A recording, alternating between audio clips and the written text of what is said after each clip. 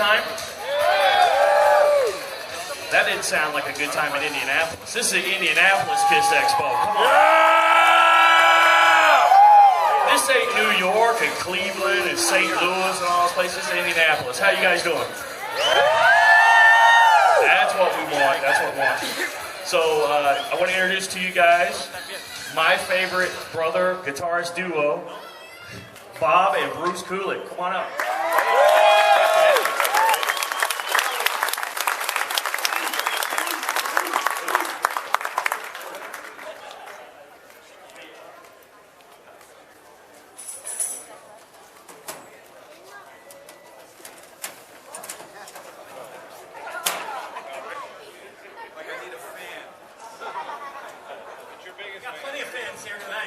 Who's that Don St. Thomas? I'm going to kill him. Actually, the greatest fans in the world, if you ask me. I come up here, there's like blowing air on me. I'm like, oh yeah, okay, I need this. You know Don, he can't help himself. Anyway, now how are we doing this, Steve? I mean, You can send him the bill. oh, there's going to be, this is more about everybody asking us what they'd like to hear, okay? By the way, I had scrambled eggs, he had the omelet this morning, okay? So we got that covered now, okay. All right, go ahead. Matt from Ohio. Bruce and Bob, I had a question for you as brothers. Did one have more of a musical influence on the other? And the second part of the question is, today, do you ever get together and be able to jam?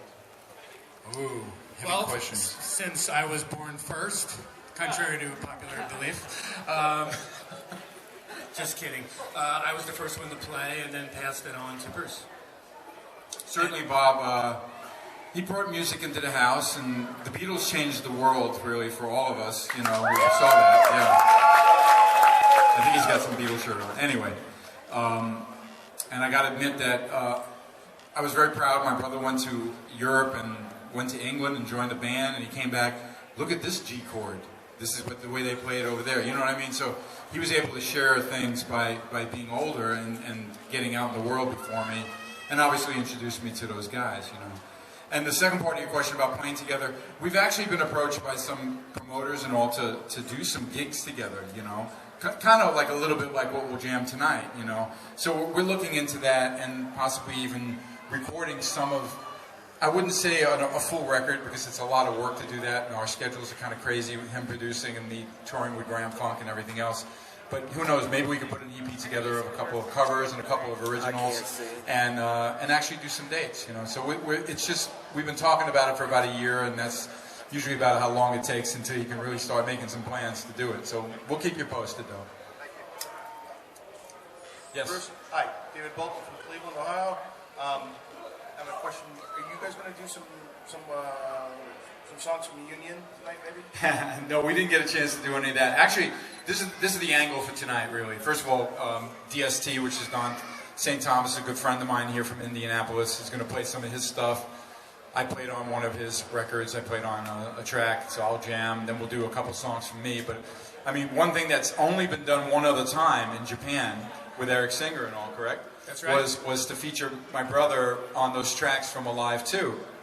Which I don't have to really give away, but I will. You know, All American Man and Larger Than Life. And I'm very proud of, you know, what Bob played on those tracks. And I've never, outside of that one time we did it in Japan, you know, never played it live. So to play it here in America for the real Kiss fans is going to be a lot of fun. You know?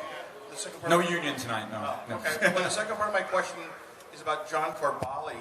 Do you feel that he got a bad rap for the failure of the Motley Crue self-titled album after? Oh, from John. No, you know, look, whenever you replace a member and then the next record doesn't meet expectations, there's terrible pressure from the record company. I think, you know, he's talking about the Motley Crue record that came out when John Corabi joined, and it was a heavier album. It was kind of like the Carnival of Souls to Kiss music, that Motley Crue record.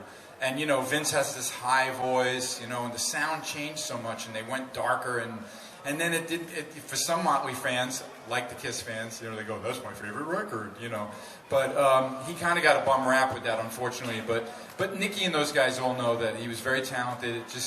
It made sense to get Vince back in the fold once they just didn't meet the success they wanted. Yeah, sometimes replacement members work, like when my brother played with Kiss. And other times, not that John Corabi isn't a phenomenal singer, in my opinion, mops the floor with Vince Neil, in my opinion, for my taste. But, you know, I love Vince Neil too, but it just didn't work. And one has to accept that as, you know, reality, which he does. And actually, I just came back from Europe, which is, you know, I still work with John. You know, you talked about Union. We haven't made any plans to do anything really new yet, but we were always able to tour and do some dates, you know. So it's great working with him. We have a good chemistry. Okay, who's next? Hi. Oh, I have a quick question for both of you. Not quick enough. Well, I'll start with you then. Were there any solos or any guitar parts that you were called in to do on the Kiss records that weren't used, or basically every time you were called in, it was going on the record? That was the intention. Good question. Actually, there was a couple of solos that would have been used and then were not used for various reasons. But that was the case, and was the case on Creatures of the Night. And then for Bruce, it's kind of a dorky question, actually. I like dorky questions. Go. Would you happen to know the reason why it seems like Kiss never does the full second verse of I Love It Loud when they play it live? You know, I learned it kind of the live way, and I didn't even realize that the record was kind of different. You get what I'm saying? Because you realize once I joined the band, it was like, here, learn all this. You know what I mean? There's a big catalog there. Don't know. But look at all the different versions of Alive from the different live albums. Rock and Roll All Night, for example. You know, different, you know, from the studio to live, and then Alive 3 even. I was listening to that a few times today. There's different versions of it. But I wasn't there really when they first toured with it. They probably did it with Vinny, but I don't know why. I don't.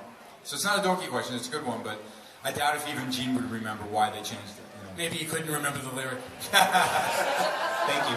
No, but and one last thing, you got to remember when you perform a song live compared to the studio, sometimes a different arrangement may make it more powerful, whatever, you know. So you got to keep that in mind, that the band's performing it live, that's all. Joe Valerani, Indianapolis. How's it going? Oh, great. Hey, do you guys have Indianapolis tour dates by any chance? Or? You know, well, with Grand Funk, first of all, the dates still always come in. We have played in this area. I didn't see anything yet on the schedule, but actually because it's only, you know, kind of the beginning of May, something could still come up. The Midwest is great for rock and roll. I want to thank all you guys for coming out and supporting this event and Kiss and everything. I'm telling you. Californians are too lazy. That's where we live now, even though we both, you know, grew up in New York and the East Coast. But something about the Midwest. So I hope to come out here. You know, I do. He's totally right. You know, where we are in Los Angeles, you know, it's sort of like, dude, man, what's happening? Whereas out here, you know, there was an intensity and a vibe, and as far as, you know, the fan following, you know, you guys are fanatical, and we really appreciate it. Yep. Who's got the? Just ask for the mic. Okay. Yes, it's Belinda. Hi. Belinda, speak. By the way, she manages money very well. If anybody wants to know. Yes, I do. Okay, I have a really stupid question, but I don't knock California people. Wait, hold it. I don't knock California people. I'm a 90210 girl. Sorry. A UCLA graduate. But I have a dumb question for you, Bruce. What is the name of your adorable puppy? Oh no, but it was Joe, but you know he passed away last year, unfortunately. Did he? It's been about a year now, but he was always a puppy to me. But believe me, he became a cranky old man by the time he became really senior, you know. But really, I had such a great relationship with him. He was the audio dog, I called him. Yeah, he's adorable. I got pictures of him. And I kind of found him when I lived in Woodland Hills for a while, and it was meant to be. The dog found him. Yeah, the dog found me. Well, the dogs always adopt you. I don't. And I tell you, he was 17 of them. you know, when he passed away a year ago, I even got emails from Gene and Paul. You know, they were they knew that was my son. You know, and that was very sweet of them to, you know, because everyone who knows me real well knew that was like a family member. You know, so. Right. But you know, I think about him all the time, and you know, I was able to kind of commemorate him on the re-release of Audio Dog. I just did a limited amount because I used to sing songs to him. I was so like crazy about him in my kitchen, you know. And there was a recording that's what wound up on that Audio Dog record. And I can't replace him. You know, I'm telling you, my life is so hectic. I travel so much; it would kill me There's times I take a walk in the morning after breakfast just because, you know, that's healthy, right? And I'm looking for neighbors that have dogs that I could just pet for a moment. But I don't want the responsibility of knowing, well, I got to go to Indianapolis for 2 days and I'm not going to be able to, you know what I mean? It's very hard when you have a pet. My it really kids is. are all at the kennel right now and it's killing me. Yeah, it was such a, I don't know how I did it for all those years because I had them for nearly 15 years. And that's a long time to be traveling throughout all those years and have a pet at home, you know. Right. But I had a lot of great friends and, you know, everybody kind of supported me. Some were some of the players that I worked with that they took care of them, you know. People like Brent from Union and Chuck from Alice Cooper Band and ESP. They would dog sit for Joe too. So he was a very special little guy. Well, I'm sorry he's gone. I appreciate it. Thanks. Hi. Hi. Oh, there you are. Stand up. Come on. You're lovely. Don't be shy. All these people say they have stupid questions, but I think that I might have the stupidest ones. Okay. Let's And see. they're for both of you. What's your favorite brand of gum and the flavor of it? Wow. Bob? Flavor of gum and Flavor of gum. Cinnamon. Do you know the brand? Don't know the brand. For some reason, I like Eclipse. Okay, here's a commercial for Eclipse gum. Okay, and I'll go with the wintergreen or the spearmint. But I'll tell you why. Because I'm so particular and neurotic about things. This one doesn't like stick to my teeth. You know what I mean? Or it doesn't feel like a wad of stuff. So I like this Sugarless one, or okay? sugar? And I don't care. I don't even know what it is. All I know is it doesn't stick to my teeth. You know, that's all I know. This Any one, dentists out there to give us a critique on it this? says 0 sugar, so it's obviously got chemicals in it. Okay. Okay, and I have one other part to the question for both of you. Yes. Do you match your socks in the morning, or do you just put on random ones? Well, I pre-match my socks, so they're all ready to go. But what about you? I'm pretty neat. I mean, they're all folded together, and I can't have unfolded socks in my drawer, so they're always matched. I hate to tell you. It's a real struggle for my fiancée to figure it out, because some of them are a little tricky, you know, but I just tell her to leave it to me, you know, any of the confusing ones. I try to roll them into balls so that they get there to you know go. each other, you know.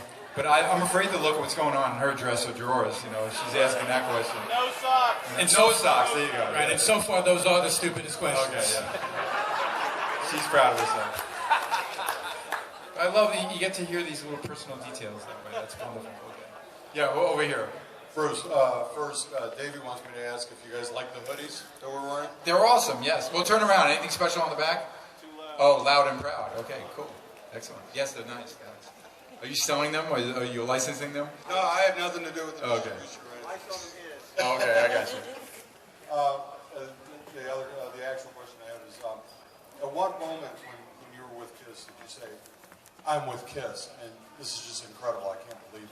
You know, it was really probably the first gig. I was thinking about it earlier, not knowing what you guys would ask, really, but it's interesting that, you got to remember, originally I was only asked to fill in for Mark St. John because it was unclear with his health, and I'm looking, even if I only had the gig for 2 weeks or 6 weeks, I could say I was a member of KISS for even a short period. I didn't realize it would turn into like 12 years, but the point is, it didn't really dawn on me until I was ready to go on stage with them. Okay, we were somewhere in England. I think it was like Brighton, England or something. This is late fall, 1984. And you know the expression they say, like, you know, my knees were shaking. I literally could see my kneecap moving, okay? I mean, right before we went on stage, I was like, oh my God, that's really shaking. I can't believe it.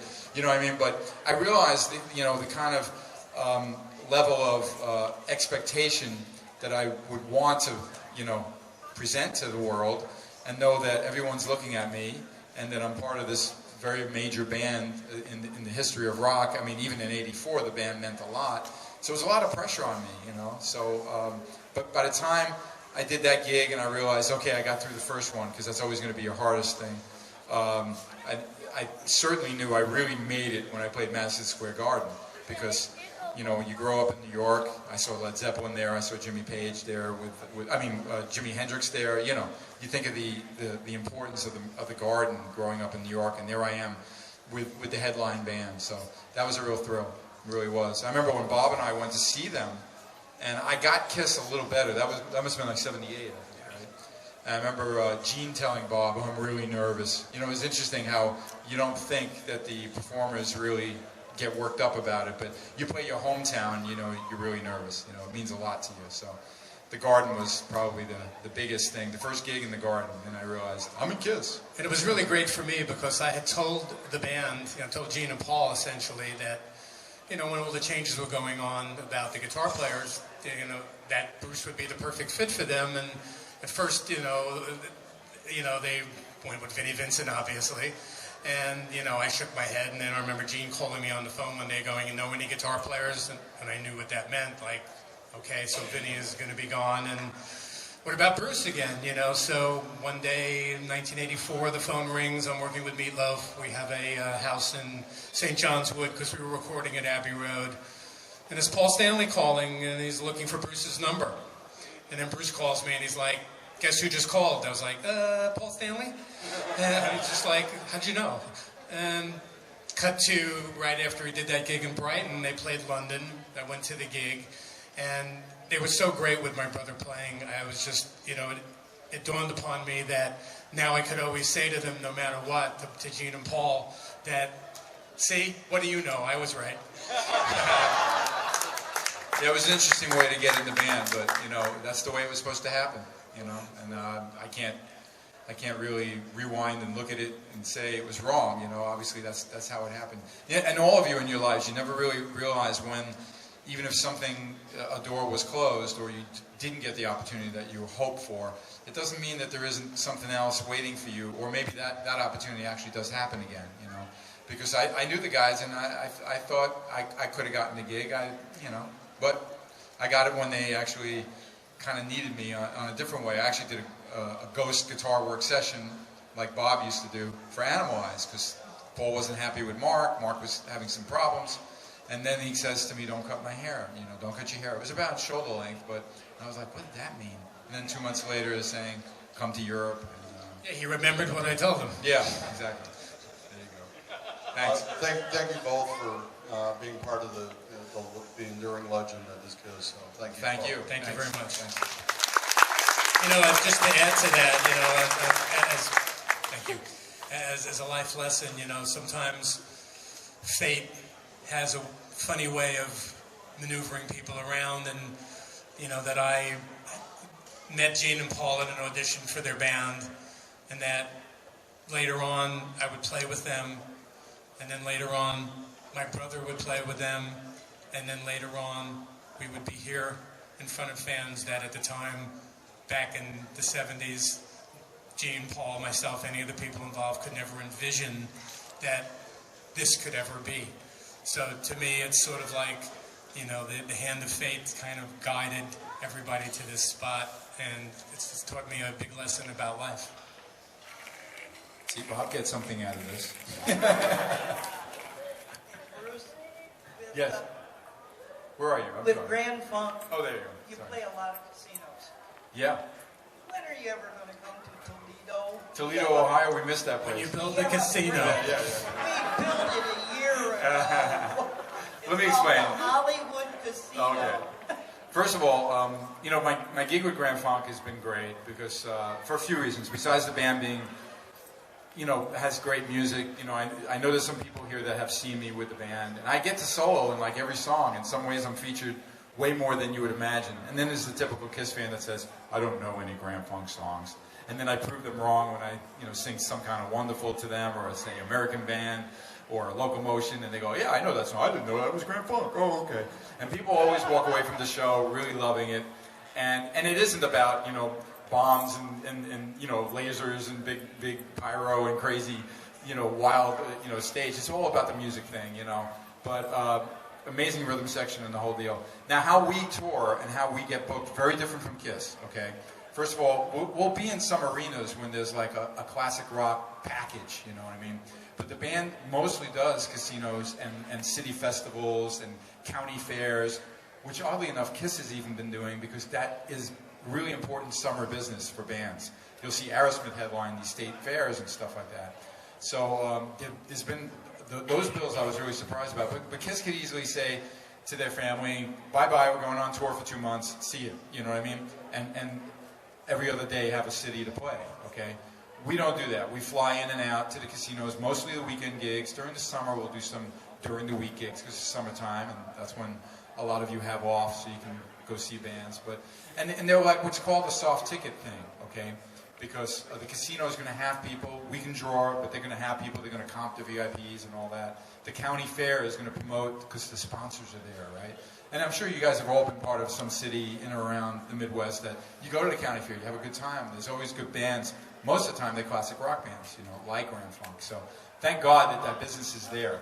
But we don't go everywhere. I get very frustrated. I live in LA, and the closest I think we've ever played is I still got to drive 2 hours. You know what I mean? And it's kind of weird when I think about it.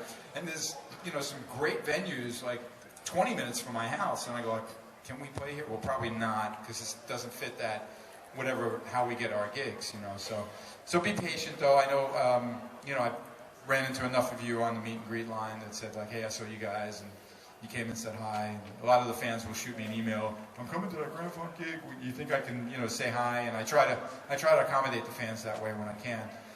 Even though some of the gigs are a little crazy, but it's been a great gig for me. And it's been 12 years. Can you believe it? This is my 13th year, which is really wild with Grand Funk.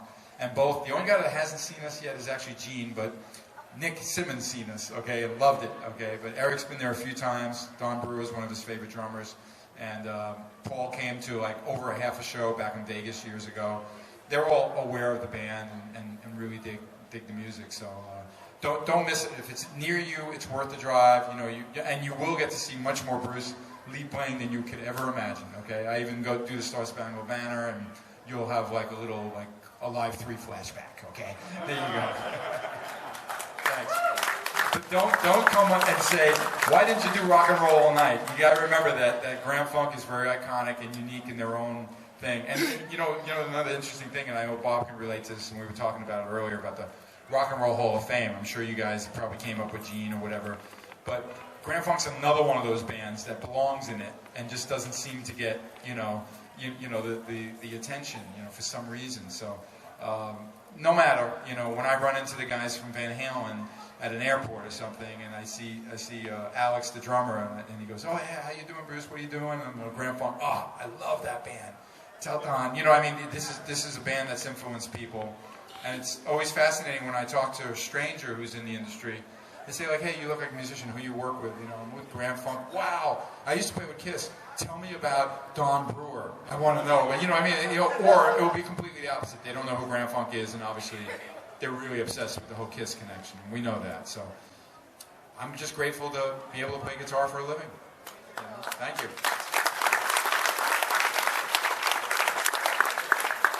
Oh, we got a kid over here. I have 2 questions for both of you. Yes. What's your favorite food, both of you? Good question. Better than gum. Okay. Go ahead. Yeah. And the second question? Can I have a hug from both of you? Oh my God, affection. Okay, we'll answer the food question, then you can come on up. Food question. As a generalization, Italian food is my favorite food. Yeah. Damn, that's my answer. Damn. In fact, my fiance just took my mom to a very famous Italian restaurant. Our mom. Our mom. That's right. Sorry. Today for Mother's Day. And, of course, it was Italian food. So that seems to, I don't know what it is. When we grew up, remember, especially in Queens, there was this one restaurant. Bob, come back. Here. I know you're here. There was this place that the big Sunday outing would be, we're going to go to Silver Star, right? And then there's Pizza Sam down the block, right? That was a big deal. Pizza Sam was a big deal. But I do love, We had a cat at the time. The cat really liked Pizza Sam. There you go. So that was the reason. The veal parmesan, we chop up into small pieces. The cat would eat it, and the French fries. It was unbelievable. And I will say, growing up in New York, you can get great Italian food all the time. Okay. Oh, you want to come up for the hug? Okay, come on up. She's a little one, though. Can you make it up here? Sure, she can.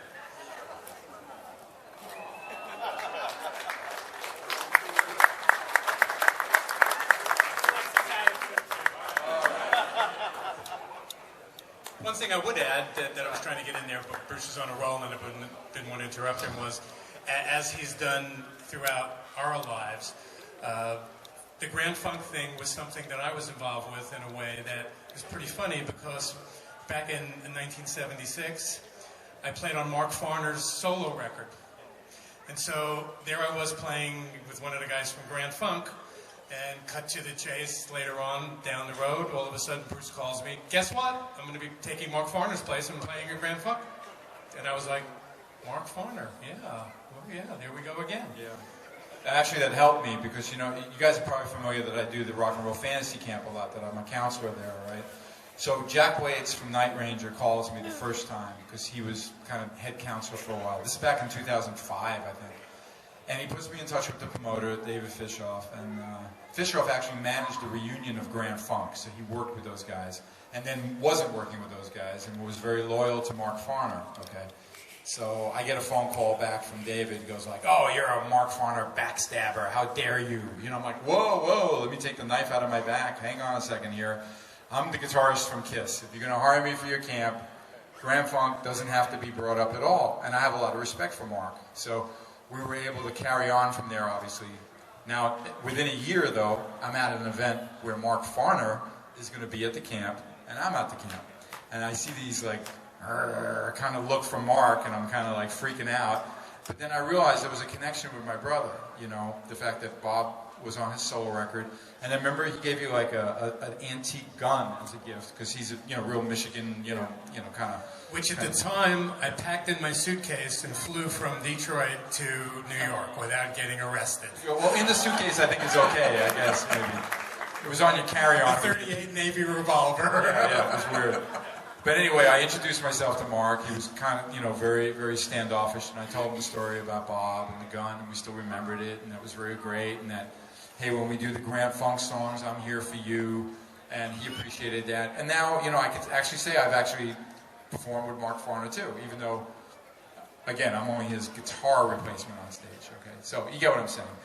You know, there's always an angle in life that you need to work with people because, you know, can't we all get along? You know what I mean? You know, that's always a good way to work, you know. All right, well, I promise we'll talk about Kiss more now, okay? Yeah. You know, who's next?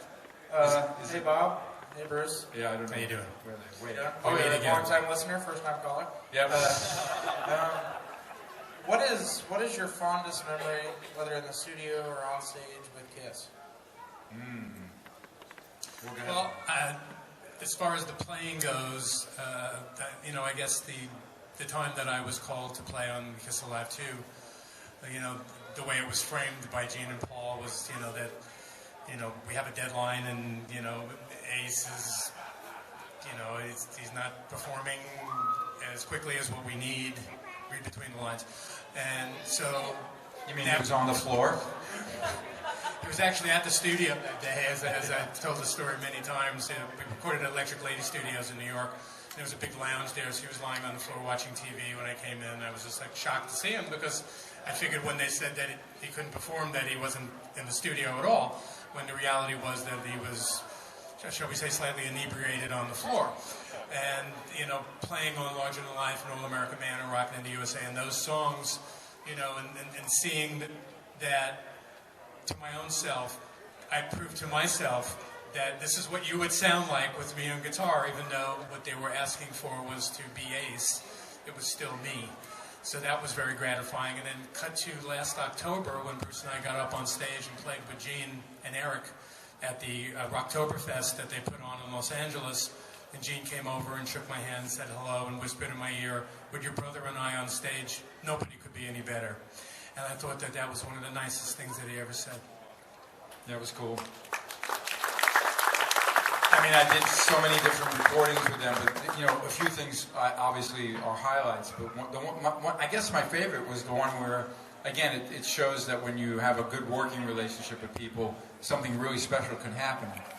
And that happened with Forever. Okay, Paul, you know, has this great ballad that he wrote with Michael Bolton, which was kind of a connection from me as well, because of my band Blackjack and Michael then becoming a star and saying, hey, I'd love to write a song for Kiss, so I put him and Paul together, and they came up with a terrific power ballad. So I remember we were in the studio. It was not a fancy place, but a studio in Hollywood. And my idea was, okay, I'll do Eddie Van Halen, you know, I'll play the theme with the lead guitar, you know, really expressive like. And Paul was like, no, I don't hear that at all. That's totally not the direction I'm thinking. And I'm like, okay, well, what are you thinking? Well, more, I want an acoustic solo. Something like Jimmy Page would do, which I think it was on the first, it was within the first 3 Led Zeppelin records. I don't remember the track. So at that time, this is you go on the internet and play the guy the track, you know what I mean? He goes, I'm going to go to Tower Records. I know the record. I know what I want to get, and I'm going to bring that. And me and the engineer started working on it right away, okay? This guy, Pat Regan. And we already had, like, I'd say at least half, if not 3/4 of what the solo was going to be by the time Paul walked through the door. Here, I want it like this. You know what I'm saying? And it was, I got to thank Paul for having the vision, and then for me to, you know, and then obviously he didn't mind me working on it while he was gone, but the fact that I kind of really plugged into that idea, even though it was completely different from my approach. And then as we know, the Forever guitar solo became, you know, real important for the song, and, you know, I'm very proud of it. People use the song at their weddings, and they name a casket after that, you know, the first one, right? Well, Forever, right? So, you know, it just shows you never know what's going to come, you know, of your work, and I'm real proud of that. He looks like a rock star.